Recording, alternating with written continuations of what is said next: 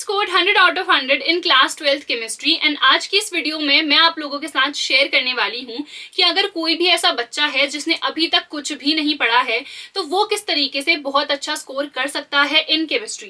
देखो, अभी तक अगर कुछ भी नहीं पढ़ा है ना तो 100 लाना बहुत ही अनरियलिस्टिक है। मैं ये नहीं कह रही हूँ कि आप नहीं ला सकते हो, बट अगर बिल्कुल ही जीरो पे हो ना तो बहुत ज्यादा डिफिकल्ट वो हो जाएगा। बाकी तो आपकी मेहनत पे है, बट अभी से आप लोग इजिली कैसे 85 प्लस 90 प्लस ला सकते हो वो डेफिनेटली मैं आप लोगों को बता सकती हूँ, क्योंकि मैंने पहले से पढ़ना शुरू कर दिया था। मुझे पता है कि क्या मोस्ट इंपॉर्टेंट है, कहाँ पर से क्वेश्चंस आते हैं, किस टाइप के क्वेश्चंस है, कैसे आपको आंसर करना है। हर एक चीज मैं आज की इस वीडियो में आप लोगों के साथ शेयर करने वाली हूँ। So hi everyone, I am Anjali Verma and welcome to my channel study warehouse. कोई टाइम वेस्ट नहीं करते हैं, वीडियो को स्टार्ट करते हैं, ठीक है। अच्छा, एक और चीज मैं बता दूं, अगर किसी भी बच्चे ने खुद के हैंड रिटन नोट्स नहीं बनाए हैं, उसको चाहिए है ना, सो मेरा टेलीग्राम ग्रुप है, टेलीग्राम ग्रुप का नेम है स्टडी वेयर हाउस, ठीक है। तो इस ग्रुप को जाके जल्दी से ज्वाइन कर लो। यहाँ पे सारे हैंड रिटन नोट्स केमिस्ट्री के, फिजिक्स के मैंने फ्री ऑफ कॉस्ट प्रोवाइड कर रखे हैं, ठीक है। चलो, अब सबसे पहली बात ना, आपकी जो केमिस्ट्री है उसका पेपर टोटल 100 मार्क्स का होता है, बट इसको हमने दो पार्ट्स में डिवाइड कर दिया है, जो सबको अभी तक पता ही होगा। तो हमारी जो थ्योरी है वो 70 मार्क्स की ही आती है और 30 मार्क्स हमारे प्रैक्टिकल के जाते हैं। सो ये प्रैक्टिकल्स भी बहुत ज्यादा जरूरी है। कोई भी बच्चा अगर ऐसा सोच रहा है ना कि हम ये प्रैक्टिकल तो छोड़ो यार, तो ऐसा मत सोचो, क्योंकि प्रैक्टिकल के मार्क्स भी बहुत ज्यादा मैटर करते हैं। सोचो, अगर कोई भी ऐसा बच्चा है, जैसे मैं अपनी बात बताऊं तो मेरे यहाँ पे फुल आए थे, बट मान लो यहाँ पे किसी ने अगर 2-3 नंबर कट कर दिए होते तो क्या मेरे फुल आते? ओवरऑल 100 में से नहीं आ पाते हैं ना। सो ये भी बहुत ज्यादा इंपॉर्टेंट है। अगर यहाँ पे 30 आउट ऑफ 30 ले आओ सो ओवरऑल में तुम्हारे काफी अच्छे खासे मार्क्स बन जाएंगे, ठीक है। सो ये भी बहुत ज्यादा इंपॉर्टेंट है और थ्योरी के लिए कैसे पढ़ना है वो तो मैं आपको बताऊंगी ही। अब आपको पता है टोटल आपके 10 चैप्टर्स हैं, 3 हमारे पार्ट्स हैं, फिजिकल, इनऑर्गेनिक और ऑर्गेनिक के चैप्टर्स। पहले के जो 3 चैप्टर्स हैं वो फिजिकल केमिस्ट्री में आते हैं। इनऑर्गेनिक में फिर हमारे 2 चैप्टर्स हैं, जो फिर पार्ट 2 है हमारे पास, उसमें हमारे पास 5 चैप्टर्स हैं टोटल, जो कि ऑर्गेनिक केमिस्ट्री का पार्ट है, ठीक है। अब मैं आपको इंडिविजुअली बताऊंगी, क्योंकि फिजिकल में ना कुछ अलग स्ट्रैटेजी होगी, इनऑर्गेनिक में कुछ अलग टाइप के क्वेश्चंस हैं और ऑर्गेनिक में कुछ अलग टाइप के क्वेश्चंस हैं। तो डिवाइड कर दिया है मैंने। चलो डिस्कस कर लेते हैं। सबसे पहले हम फिजिकल केमिस्ट्री के बारे में डिस्कस कर लेते हैं कि फिजिकल केमिस्ट्री को हमें कैसे पढ़ना है, क्या यहाँ पर मोस्ट इंपॉर्टेंट है। तो यहाँ पे सबसे ज्यादा इंपॉर्टेंट है थ्योरी, ठीक है। यहाँ पर से क्वेश्चंस आ जाते हैं थोड़े रीजन बेस्ड या basic to the point theory वाले क्वेश्चंस यहाँ पर से आते हैं। एग्जाम्पल, हेनरी लॉ क्या है, लिमिटेशंस क्या है, एप्लीकेशंस क्या है, बेंड्स क्या होते हैं, कैसे ये अकर करते हैं, ठीक है, कैसे बचते हैं बेंड से। तो ये सारे क्वेश्चंस जो हैं थ्योरी से आपके इजीली आ सकते हैं, टू द पॉइंट क्वेश्चन है, तो काफी स्कोरिंग है, ठीक है। इसके बाद है हमारे न्यूमेरिकल्स। तीनों ही चैप्टर्स में बहुत सारे फॉर्मूलाज हैं जहां पर से न्यूमेरिकल्स आते हैं, जैसे कि इंटीग्रेटेड रेट इक्वेशन जो है वो मोस्ट इंपॉर्टेंट है। वहां पर से 3 नंबर का आपका न्यूमेरिकल बन सकता है, ठीक है। सेम नर्स्ट इक्वेशन काफी ज्यादा इंपॉर्टेंट है, मोल फ्रैक्शन है, मोलैरिटी है, मोलैलिटी है। तो यहाँ पर से ना न्यूमेरिकल्स बनते हैं, स्कोरिंग है। और याद रखना हमेशा एक चीज की फॉर्मूला मेंशन कर देना कुछ नहीं आ रहा है तो, और यूनिट को डेफिनेटली मेंशन करना, क्योंकि यूनिट नहीं मेंशन करोगे तो मार्क्स कट जरूर सकते हैं, ठीक है।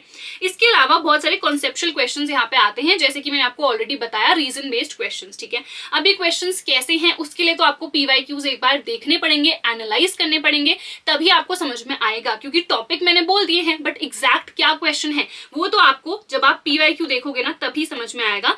सो एटलीस्ट 5 साल के प्रीवियस ईयर पेपर्स देख लेना, ठीक है।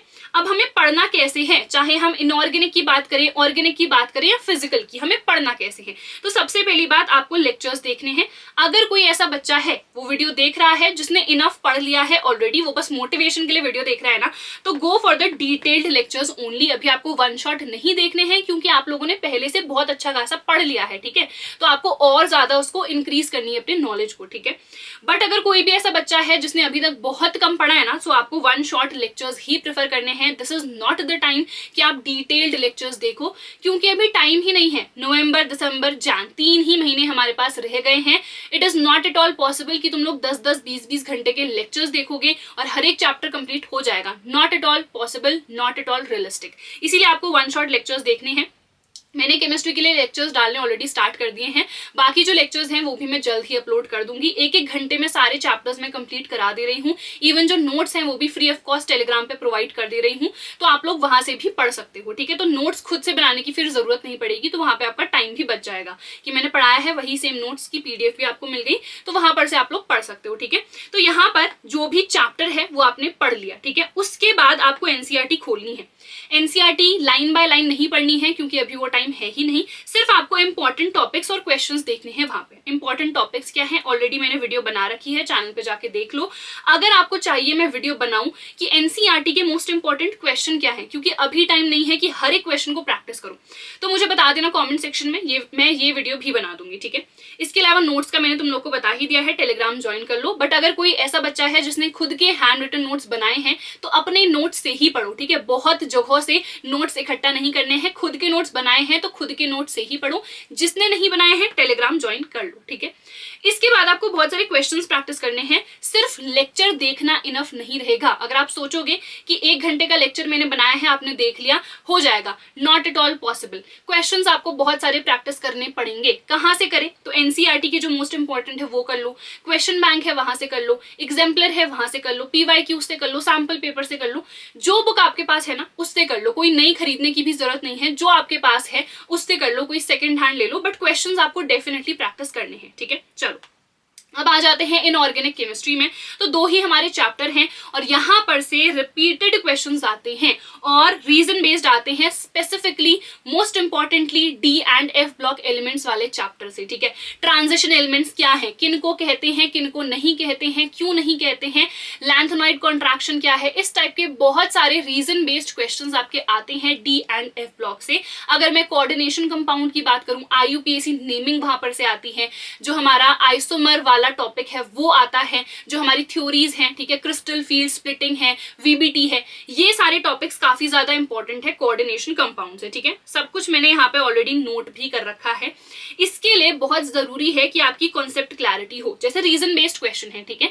मैंने आप लोगों को, अगर किसी ने मेरा 1 शॉट देखा है D and F block element वाला, मैंने बताया है अगर D ब्लॉक एलिमेंट में कुछ भी नहीं समझ में आ रहा है, याद ही नहीं आ रहा है ना, तो आपको पता होना चाहिए कि वहां पे अनपेयर्ड इलेक्ट्रॉन्स होते हैं मैक्सिमम में, जिसकी वजह से इनकी बहुत सारी प्रॉपर्टीज एग्जिबिट होती हैं। तो अगर भूल गए हो, नहीं याद आ रहा है, तो वो चीजें मेंशन करो। जब आपके कॉन्सेप्ट क्लियर होंगे कि आपको पता होंगे कि अच्छा यहाँ पे अनपेयर्ड इलेक्ट्रॉन है, इसकी वजह से ये प्रॉपर्टी आ रही है, तो वही चीज तो मेंशन करनी है ना। तो कॉन्सेप्ट को समझो, अच्छे तरीके से नोट कर लो, नोट्स बना लो। नहीं बनाने हैं तो मैंने उपाय बता ही दिया है। तो यहाँ पर से ना बहुत इजीली जो भी क्वेश्चन आएंगे इनऑर्गेनिक केमिस्ट्री से आप लोग कर लोगे। और चाहे इनऑर्गेनिक है, ऑर्गेनिक है, फिजिकल है, पढ़ना कैसे है वो मैंने यहाँ पे ऑलरेडी आप लोगों को बता दिया है, ठीक है। चलो अब आ जाते हैं ऑर्गेनिक केमिस्ट्री में। ऑर्गेनिक केमिस्ट्री मोस्ट इंपॉर्टेंट है क्योंकि तुम लोगों को ऑलरेडी पता चल गया होगा कि यहाँ पे 5 चैप्टर्स हैं, तो ऑब्वियसली ज्यादा वेटेज तो होगी ही, है ना। तो ऑर्गेनिक हमें क्या पढ़ना है ऑर्गेनिक में और क्या मोस्ट इंपॉर्टेंट है। सबसे पहली बात, नेम रिएक्शंस मोस्ट इंपॉर्टेंट। एक भी नेम रिएक्शन को मत छोड़ना। अगर तुम्हारी किस्मत अच्छी होगी ना तो 5 मार्क्स के तो सिर्फ नेम रिएक्शन ही आ जाएंगे, जो कि मेरे वाले बैच में भी हुआ था। तो बहुत सारे बच्चों को ना यहाँ पर फ्री के नंबर मिले थे और जिसने नेम रिएक्शन को छोड़ दिया था तो वो गया था। तो एक भी नेम रिएक्शन नहीं छोड़ना है। इसके अलावा कन्वर्जन बहुत ज्यादा आते हैं, जिसके लिए आपको सारी की सारी रिएक्शंस देखनी पड़ेंगी। अब आई नो कि बहुत सारी रिएक्शंस इंपॉर्टेंट भी नहीं होती हैं, रेफरेंस में गिवन रहती है, तो वो आपको नहीं करनी है, बट जो NCERT वाली है वो तो एटलीस्ट आपको करनी ही है। कोई बहुत ज्यादा डिफिकल्ट लग रही है या उसका मैकेनिज्म लर्न नहीं हो रहा है तब आप स्किप कर सकते हो, बट बाकी तो इजी रिएक्शंस हैं, तो आप लोगों को देख लेनी है अच्छे तरीके से, क्योंकि जब वो रिएक्शंस आएंगी ना तभी आप ये सारे कन्वर्जन्स भी कर पाओगे। इवन मैकेनिज्म भी आ जाता है कई बार कुछ रिएक्शंस का, सारी रिएक्शंस का इंपॉर्टेंट नहीं है, कुछ लिमिटेड है जिनका मैकेनिज्म आ जाता है, तो वो आप लोग देख लेना, ठीक है। फिर हमारे यहाँ पर भी रीजन बेस्ड क्वेश्चन है, पीछा ही नहीं छोड़ते हैं, जैसे कि एसिडिक नेचर किसका है, किसका नहीं है, क्यों है, रीजन क्या है, इलेक्ट्रॉन रिलीजिंग ग्रुप क्या होते हैं, इलेक्ट्रॉन विड्रॉइंग ग्रुप क्या होते हैं, अगर ये अटैच हो जाएंगे तो ये जो एसिडिक नेचर है या बेसिक नेचर है या बॉइलिंग पॉइंट है किस तरीके से इंक्रीज करेगा, किस तरीके से डिक्रीज करेगा, इस टाइप के रीजन बेस्ड क्वेश्चन आते हैं। और हमारे ऑर्गेनिक केमिस्ट्री में बहुत सारे टेस्ट भी होते हैं, जैसे कि आइडोफॉर्म टेस्ट है, टॉलेंस टेस्ट है, बहुत सारे और भी टेस्ट है, ठीक है, विक्टर मेयर वाला है हमारा, तो ये सारे टेस्ट भी आ जाते हैं, ठीक है। तो ये टेस्ट भी आपको देखने हैं। मोस्ट इंपॉर्टेंट क्या क्या चीजें हैं वो मैंने आपको बता दी है हर टाइप में, ठीक है, कि इनऑर्गेनिक में क्या है, ऑर्गेनिक में क्या है, सब कुछ मैंने आपको बता दिया है। इसके बाद अब आपको पढ़ना कैसे है वो तो मैंने बता दिया है, कुछ इंपॉर्टेंट टिप्स मैं दे देती हूँ। बहुत सारे लोग कहते हैं कि हम लोगों से ना जो रिएक्शंस हैं वो नहीं हो पा रही हैं, एंड ट्रस्ट मी मेरे से भी नहीं होती थी, क्योंकि मोस्ट बच्चे गलती ये करते हैं, वो सोचते हैं कि यार रिएक्शन है, ठीक है समझ गए, ये इसके साथ रिएक्ट होगा, ये प्रोडक्ट बन गया, हो गया, दैट इज इट। ऐसे नहीं होता है। You have to do the written practice. जब तक लिखोगे नहीं कि अच्छा ये कंपाउंड है, इसकी रिएक्शन मेरे को इसके साथ करानी है तो मेरा ये कंपाउंड बनेगा, ठीक है, जब तक लिखोगे नहीं तब तक लर्न नहीं होगा। इसीलिए रिटन प्रैक्टिस करो, रिविजन कर लो। जो भी ऐसा बच्चा है जिसने बहुत पहले कोई चैप्टर पढ़ा था ना, तो अभी समय आ चुका है, उसको खोलो, उसको रिवाइज करो। रिविजन नहीं करोगे ना तो एग्जाम के पहले जब खोलोगे तो ऐसा लगेगा कि यार ये तो पहली पहली बार मैं देख रहा हूँ, ठीक है, तो पहली पहली बार तो नहीं देख रहे हो ना, तो इसीलिए एक बार रिवाइज कर लो, सो दैट बाद में ये चीज ना हो, ठीक है।